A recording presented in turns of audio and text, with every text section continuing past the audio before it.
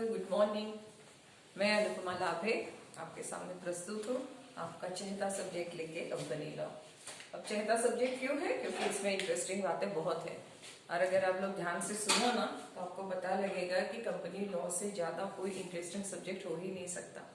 हम लोगों ने तो अभी शुरुआत की है, जब हम लोग केस स्टडी बनाना शुरू करेंगे या लेना शुरू करेंगे तब आपको तो बहुत ज्यादा मजा आने वाला है। ठीक है, तो चलो आज हम एक देखते हैं, नया चैप्टर है हमारा जिसमें हम लोग देखेंगे कंपनी की सदस्यता। हमने तो कई बार देखा है कि कंपनी के सदस्य ऐसे बने जाते हैं वैसे बने जाते हैं, बराबर है। कंपनी में अगर प्राइवेट लिमिटेड कंपनी है तो 2 सदस्यों की आवश्यकता होती है, अगर पब्लिक लिमिटेड कंपनी है तो 7 लोगों की आवश्यकता होती है। तो ये सदस्य क्या है? ऐसे जनरली हम लोग सदस्य और अंशधारियों को एक समझते हैं, लेकिन सदस्य और अंशधारियों के बीच में बहुत ज्यादा अंतर भी है। तो सबसे पहले हम लोग देखते हैं कि सदस्य क्या होते हैं और इसके बाद में हम लोग देखेंगे कि सदस्य और अंशधारियों के बीच में अंतर क्या होता है। ठीक है, तो सबसे पहले देखिए कि सदस्य से आशय क्या बताया है। कंपनी को लिखित सहमति प्रदान करने वाला। कंपनी को लिखित सहमति प्रदान करने वाले का मतलब होता है कि अगर उसने कंपनी के साथ कोई एग्रीमेंट किया है, कोई ठहराव किया है कि मैं आपकी कंपनी का सदस्य बनूंगा। देखिए, जब कंपनी इनकॉर्पोरेशन या हम लोग जिसे कहते हैं समामेलन की स्टेज में होती है तो उनको ये अपने मेमोरेंडम में बताना बहुत जरूरी रहता है। अगर वो निजी कंपनी है तो उनके पास कम से कम 2 व्यक्ति है जो सदस्य बनने के लिए तैयार है। तो जब तक के ये लोग अपनी सहमति प्रदान नहीं करते हैं तब तक की कंपनी को इनकॉर्पोरेशन का सर्टिफिकेट नहीं मिल सकता है। इसलिए जो व्यक्ति लिखित स्वरूप में अपनी सहमति प्रदान करता है कि हाँ मैं आपकी कंपनी का सदस्य बनने के लिए तैयार हूँ, तो ऐसा व्यक्ति कंपनी का क्या बन जाता है? सदस्य बन सकता है। अथवा या तो क्या है, पार्षद सीमा नियम पर हस्ताक्षर करने वाला व्यक्ति। पार्षद सीमा नियम पे आपको मालूम है सब्सक्रिप्शन क्लॉज आपको बताता है सदस्यता का जो हमारा एक विषय है, उसमें बताया जाता है कि जो व्यक्ति अपना नाम कंपनी के सदस्य के रूप में प्रदान करता है या तो पार्षद सीमा नियम में अपने हस्ताक्षर करता है, ऐसे व्यक्ति को कंपनी का सदस्य है माना जाता है, बराबर है। तो अगर उसने अपना हस्ताक्षर भी किया है पार्षद अंतर नियम पे या सीमा नियम पे तो हम लोग उसे क्या कहते हैं? कंपनी का सदस्य। और या तो वो अंशधारक है या तो उसने क्या लिए हुए, कंपनी के अंश लिए हैं, तो ऐसे व्यक्ति को सदस्य कहा जाता है। तो आप कहोगे कि फिर अंशधारी और सदस्य के बीच में क्या अंतर है? देखिए, कई कंपनी अपने अंशों को जो है वो मार्केट में लाती है। कई कंपनियां जो है अंशों यानी अंश सहित कंपनी का समामेलन होता है, तो कोई कंपनियां अंश के बिना भी अपनी कंपनी का समामेलन करती है। यानी कई कंपनी की अंश पूंजी होती है तो कई कंपनी की अंश पूंजियां नहीं होती है। जैसे कि आप देख लीजिए कि जो चैरिटेबल इंस्टीट्यूशंस होते हैं तो उनकी कोई अंश पूंजी नहीं रहती है, बराबर है। वो जो उनकी जरूरतें है, फाइनेंशियल जो रिक्वायरमेंट है वो फीस के द्वारा या डोनेशन के द्वारा पूर्ण करते हैं। तो जब ऐसी कंपनियां हैं जहाँ पे अंश पूंजी नहीं है तो वहां सदस्य का होना तो जरूरी है, लेकिन अंश पूंजी ना होने की वजह से उन सदस्यों को हम अंशधारी नहीं कह सकते। समझ में आया? दोनों के बीच में सबसे बड़ा फर्क क्या है कि अंशधारी तभी हो सकता है जब कंपनी ने कोई अंश पूंजी रखी हुई है, लेकिन कंपनी के लिए बहुत जरूरी रहता है कि उनका सदस्य होना चाहिए। यदि सदस्य नहीं है तो कोई भी कंपनी समामेलित नहीं हो सकती है। इसलिए किसी भी कंपनी का सदस्य तो जरूर होता है, लेकिन हर एक कंपनी का अंशधारी हो ही ये जरूरी नहीं होता है। चलो अब आगे देखते हैं कि सदस्यता की प्राप्ति की क्या विधियां होती है। अगर मुझे किसी कंपनी का सदस्य बनना है तो उसके लिए कुछ विधियां भी होती है, बराबर है। तो कौन सी विधियां है उसके ऊपर हम लोग अभी थोड़ा प्रकाश डालते हैं। जैसे कि देखिए, सीमा नियम पर हस्ताक्षर करके, मैंने पहले आपको पॉइंट समझा के दिया है कि कभी भी क्या होता है, हम लोग या तो पार्षद सीमा नियम, जब भी कंपनी को समामेलन का प्रमाण पत्र चाहिए तो उनके लिए बताया गया है कि विभिन्न प्रकार के कागज पत्र, डॉक्यूमेंट्स उनको रजिस्ट्रार के पास जमा करवाने हैं। उसी में एक बहुत ही जरूरी जो डॉक्यूमेंट है जो कंपनी द्वारा फाइल होना चाहिए उसे कहा जाता है पार्षद सीमा नियम और पार्षद अंतर नियम, बराबर है। तो जब ये पार्षद सीमा नियम है, ये जब कंपनी के द्वारा रजिस्ट्रार के पास फाइल किया जाता है तो सबसे पहले रजिस्ट्रार ये देखता है कि उसके ऊपर सदस्यों के हस्ताक्षर है या नहीं है। एक कंपनी का अगर आपको समामेलन करना है तो जैसे मैंने आपको पहले बताया है कि एक निजी कंपनी है तो आपके लिए 2 सदस्यों की जरूरत है, अगर सार्वजनिक कंपनी है तो आपको 7 लोगों की जरूरत है। तो ये देखा जाता है कि अगर ये निजी कंपनी है तो उसमें 2 लोगों ने हस्ताक्षर किए हैं या नहीं किए हैं, और जिन व्यक्ति के उसके ऊपर हस्ताक्षर रहते हैं वो कंपनी का अपने आप सदस्य जो है वो बन जाता है। दूसरा है नाम सदस्य रजिस्टर में रहने पर। ये देखिए मेंबर्स रजिस्टर या रजिस्टर ऑफ मेंबर्स, सदस्यों का रजिस्टर, ये हर एक कंपनी को बनाना जरूरी होता है। जब कंपनी ऐसा रजिस्टर बनाती है और उसमें वो व्यक्ति का नाम लिख दिया जाता है तो ऐसा व्यक्ति जो है वो कंपनी का सदस्य बन जाता है, ठीक है। फिर बाद में है अंश अधिपत्र प्रमाण पत्र प्राप्त करने पर। देखिए जैसे अंश अधिपत्र का प्रमाण पत्र यानी हम लोग जिसे कहते हैं सर्टिफिकेट ऑफ शेयर्स, ठीक है। मैंने इतने शेयर्स को धारण किया हुआ है, जब ऐसा प्रमाण पत्र मैं प्राप्त कर लेती हूँ तो उसी का मतलब होता है कि मैंने कंपनी की सदस्यता को प्राप्त किया हुआ है, समझे।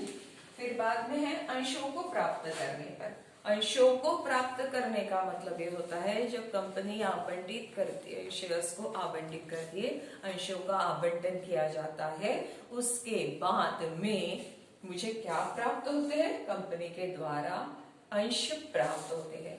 जब मुझे कंपनी के द्वारा अंश प्राप्त हो जाते हैं तब कहा जाता है कि हाँ अब मैं कंपनी की क्या बन गई हूँ, सदस्य बन गई हूँ। मैंने आपको पहले ही बताया कि एक कंपनी अंश पूंजी के साथ समामेलित होती है तो अंश पूंजी के बिना भी समामेलित होती है।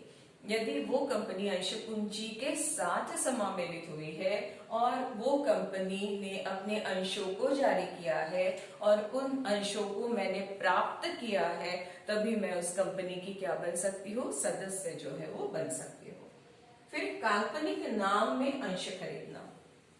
कई बार क्या होता है, कई लोग काल्पनिक नाम से भी अंश खरीदते हैं। काल्पनिक नाम यानी क्या है, जैसा कि मेरा अनुपमा लाभी है, लेकिन अनुपमा लाभी के नाम से बहुत ज्यादा शेयर्स है, तो मैं क्या करती हूँ, किसी और व्यक्ति के नाम से मेरा नाम ना देते हुए किसी और व्यक्ति का नाम लेके या नाम बता के मैं अंशों को प्राप्त कर लेती हूँ। यहाँ पे हमने फ्रॉड जरूर किया है, लेकिन अगर वो अंश ऐसे काल्पनिक व्यक्ति के नाम पे भी आ जाते हैं तो वो व्यक्ति भी कंपनी का क्या बन जाता है, सदस्य। उसके बाद में उसके ऊपर जो भी फ्रॉड की केसेस लगेगी वो लगती बैठेगी, लेकिन सबसे पहले वो किस में आ गया है, कंपनी के सदस्य के रजिस्टर में आ गया है और इसी वजह से वो कंपनी का क्या बन गया है, सदस्य।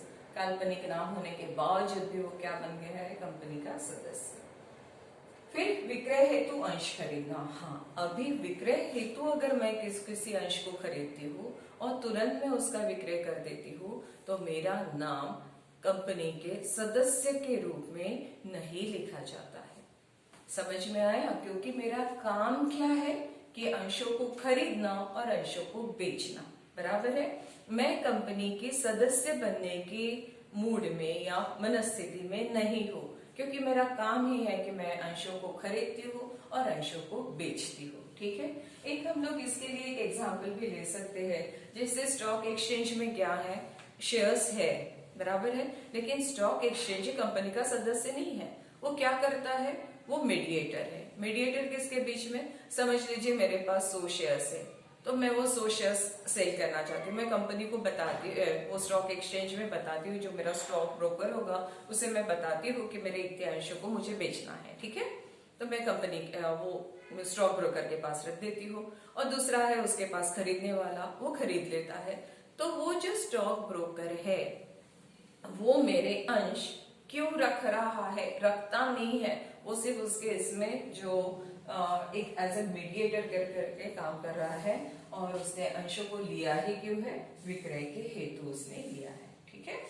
फिर दूसरा है वैधानिक उत्तराधिकारी।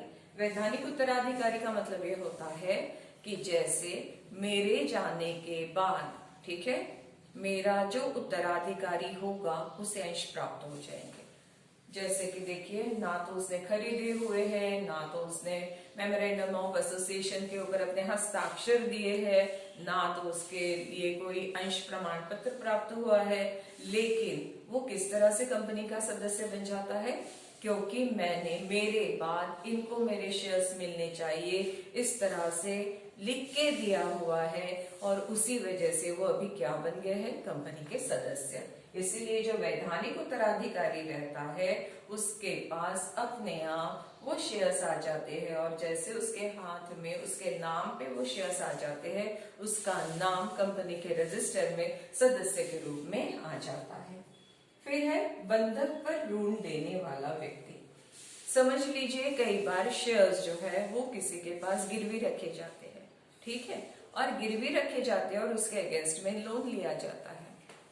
वो व्यक्ति अगर लोन को वापस नहीं दे पाता है तो ये व्यक्ति जिसने ऋण दिया हुआ है वो उस अंशों का अधिकारी बन जाता है और कंपनी के रजिस्टर में उसका नाम सदस्य के रूप में आ जाता है। समझ लीजिए, मुझे कुछ पैसे चाहिए है, मैंने वो पैसे के लिए मेरे पास जो शेयर्स है वो मैंने गिरवी रखे हुए बैंक की तरफ, और बैंक ने मुझे लोन दिया हुआ है, और बैंक को मैंने बताया कि इतने दिनों में मैं आपका जो लोन है उसे वापस करने वाली हूँ, लेकिन यदि मुझसे गलती होती है, मैं वो लोन वापस नहीं कर पाती हूँ, तो जो हमने पहले ही करार किया हुआ है बैंक और मेरे बीच में, तो अभी कौन बन जाता है उन शेयर का अधिकारी, वो बैंक बन जाती है, क्योंकि उन्होंने उसके अगेंस्ट में मुझे क्या दिया था, लोन दिया था। तो अब मेरा नाम सदस्य के रजिस्टर से कट होके बैंक का नाम जो है वहां पे सदस्य के रूप में लिखा जाएगा। फिर बाद में है आवंटन के सत्व त्याग द्वारा। समझ लीजिए कि मैंने शेयर्स एप्लीकेशन की हुई है और मुझे अंश आवंटित हुए हैं, लेकिन अब मैं जो आवंटित अंश है वो किसी तृतीय पक्ष को या तृतीय व्यक्ति के नाम पे कर देती हूँ, उसको सेल कर देती हूँ, तो वह व्यक्ति क्या हो जाता है, कंपनी का सदस्य हो जाता है। क्यों? क्योंकि मैंने उसका त्याग कर दिया है किसी तृतीय पक्ष के रूप में। समझ लीजिए कि जैसे मैंने ये किया है, अभी जैसे आईपीओज रहते हैं, मैंने आपको बताया है इनिशियल पब्लिक ऑफर, हमने पहले ही देखी हुई है, ठीक है, ये मैंने ली हुई है। अब मेरी नाम पे क्या आ गया है, शेयर्स आ गए हैं। अब ये शेयर्स मैंने इसीलिए लिए थे कि मैं उसको तुरंत जैसे ही मार्केट ओपन हो जाता है मैं इसे क्या कर दूं, सेल कर दूं, और फिर जो मुझे आवंटित हुए शेयर्स थे वो मैंने किसी थर्ड पार्टी तृतीय पक्ष के नाम पर मैंने क्या किए हैं, दे दिए हैं। तो अब ये तृतीय जो पक्ष है वो क्या बन जाता है, कंपनी का सदस्य बन जाता है। क्यों? क्योंकि मैंने आवंटन के सत्व का त्याग किया है, यानी मुझे जो मिलने वाले हैं उसका मैंने अभी त्याग कर दिया है और किसके नाम पे किया गया, किसी तृतीय पक्ष के। प्रार्थना पत्र देने पर, जैसे कि प्रार्थना पत्र क्या होता है कि मैं रिक्वेस्ट लेटर देती हूँ, रिक्वेस्ट लेटर में किसके नाम पे देती हूँ, कंपनी को बता रही हूँ कि नहीं, अभी मेरे जो शेयर्स है वो क्या करने हैं, किसी व्यक्ति को सेल करने। पहले जो फिजिकल मोड में होता था, फिजिकल मोड में जो शेयर्स खरीदे जाते थे, बेचे जाते थे, तब पहले आपको कंपनी के पास प्रार्थना पत्र देना पड़ता था कि इस व्यक्ति के नाम पे इतने शेयर्स ट्रांसफर कर दीजिए। जब वो कंपनी इस प्रार्थना का स्वीकार करती थी तो जिस व्यक्ति के नाम के लिए मैंने प्रार्थना की है वो व्यक्ति क्या बन जाता था, कंपनी का सदस्य। अभी भी कई ऐसे शेयर्स है जो अभी भी फिजिकल मोड में प्रेजेंट है, तो ऐसे इसमें क्या है, प्रार्थना पत्र दिया है तो जिस व्यक्ति के नाम पे दिया है वो अभी कंपनी क्या बन जाता है, सदस्य बन जाता है, ठीक है। और फिर मौन स्वीकृति द्वारा, ये मौन स्वीकृति क्या होती है, ये मौन स्वीकृति ये होती है कि जैसे समझ लीजिए कंपनी ने गलती से किसी का नाम रजिस्टर में ले लिया है, उस व्यक्ति ने ना तो कंपनी के पास कोई आवेदन किया था, ना तो उसके नाम पे किसी ने शेयर्स को दिया था, ना ट्रांसफर किया था, ना ट्रांसमिशन हुआ था, कुछ भी नहीं, ठीक है।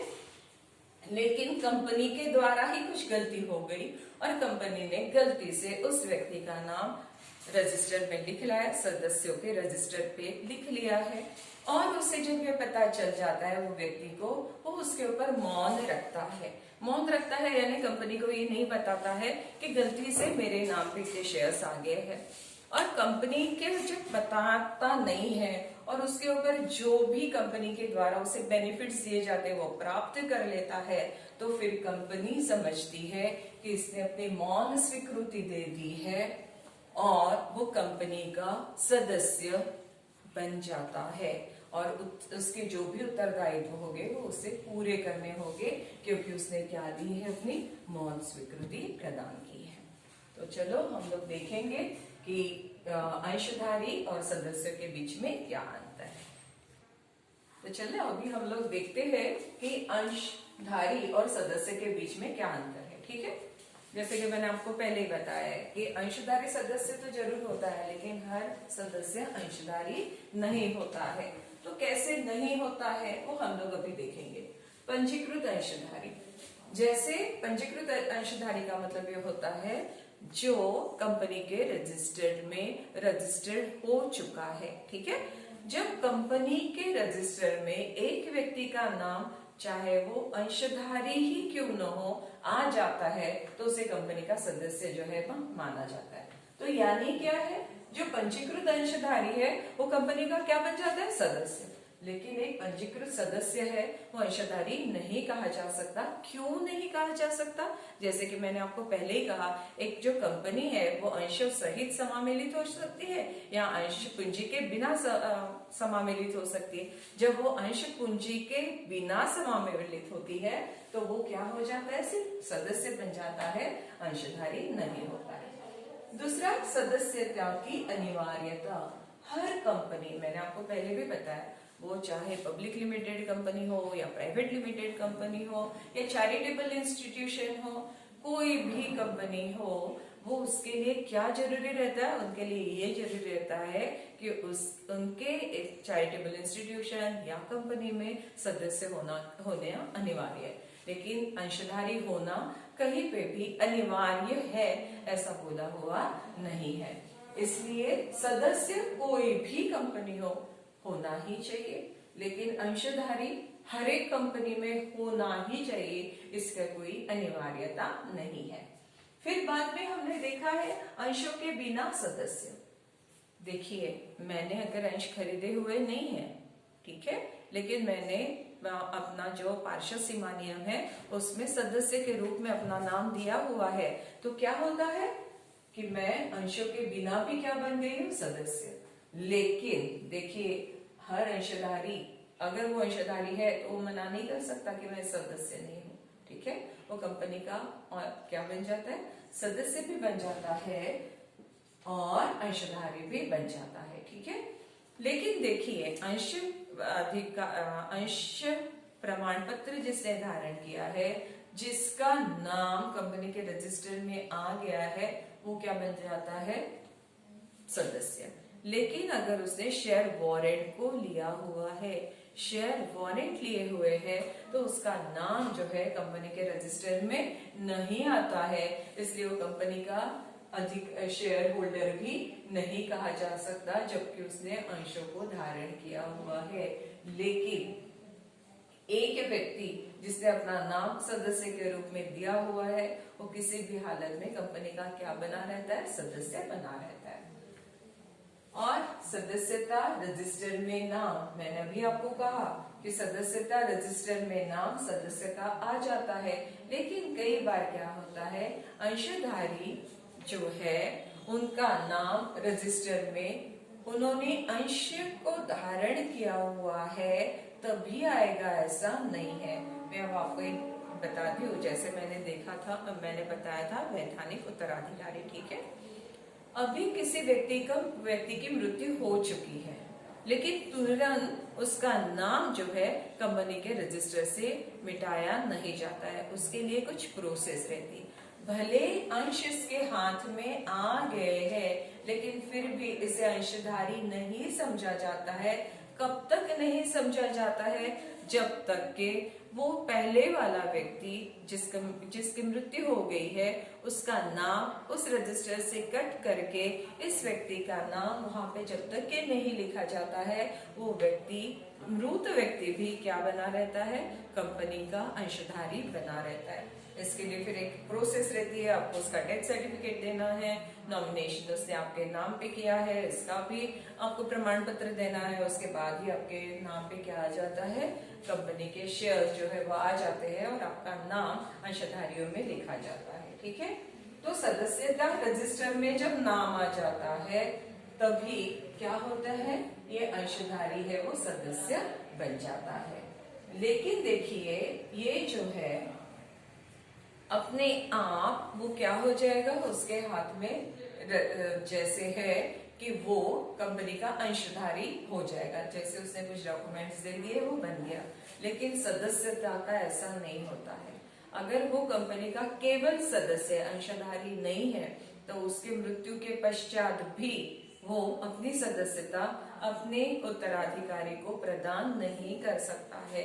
उसके लिए कंपनी ने जो फॉर्मेलिटीज बताई, कंपनी ने जो प्रोविजंस बताई है, उसी को फॉलो करना होता है। इसलिए जरूरी नहीं है कि हर सदस्य जो है वो उसके वैधानिक जो उत्तराधिकारी है उसे कंपनी का सदस्यत्व प्रदान करे, लेकिन हर एक अंशधारी जो है वो वैधानिक उत्तराधिकारी को कंपनी का अंशधारी बनाने के लिए, यानी क्या है, उसके पास अधिकार है कि उसके मृत्यु के पश्चात वो अपना जो वैधानिक उत्तराधिकारी है उसके नाम पे अंश हस्तांतरित करके उसे कंपनी का अंशधारी बनाए, जो कि ये सदस्य के लिए संभव नहीं है। फिर क्या है? दिवालिया। दिवालिया क्या होता है? दिवालिया यानी जो व्यक्ति इंसॉल्वेंट हो गया है। अब अगर कोई सदस्य जो है इंसॉल्वेंट हो गया है तो उसकी निजी संपत्ति से भी कंपनी के लिए जो पैसे के लिए वो जो उत्तराधिकारी है उससे पैसा वसूल किया जाता है। लेकिन जो अंशधारी है, बराबर है, जो अंशधारी है उसके अंशों को बेच के जो पैसे है उसको क्या किया जाता है? जो पैसे है वो उससे रिकवर किए जाते हैं। ठीक है, जैसे ये अंश होने के वजह से ये जो जिसे हम लोग कहते हैं कि पूरी की पूरी संपत्ति ये अंशधारी की ऑफिशियल लिक्विडेटर के हाथ में चली जाती है और वो ऑफिशियल लिक्विडेटर ही तय करता है कि इस अंशों इसके स्टेट से कंपनी को कितना पैसा देना है या कितना नहीं देना है। लेकिन ये जो सदस्य है उसकी जो संपत्ति शेयर्स के रूप में ना होने की वजह से इस तरह का अधिकार ऑफिशियल लिक्विडेटर को प्राप्त नहीं होता है। दूसरा जो है दी हुई है हम लोगों ने वो वैधानिक धारक। ये वैधानिक धारक होता है और ये न्यायिक धारक होता है। ठीक है, जो सदस्य है वो क्या है? वैधानिक धारक है और अंशधारी जो है वो क्या होता है? न्यायिक धारक। फिर बाद में बताया है मृत्यु होने पर, मैंने आपको ये पहला ही पॉइंट डिस्कस करके दिया है। मृत्यु होने पर का मतलब ये होता है अगर इस सदस्य की मृत्यु हो जाती है तो उसका उत्तराधिकारी कंपनी का सदस्य हो ही ये अनिवार्य नहीं है। लेकिन अगर किसी अंशधारी की मृत्यु हो जाती है तो उसका जो वैधानिक उत्तराधिकारी है वो क्या बन जाता है? कंपनी का अंशधारी जो है वो बन जाता है। देखिए ये जो है, और मैं आपको इसके लिए दिवालियों के बारे में बता दूं।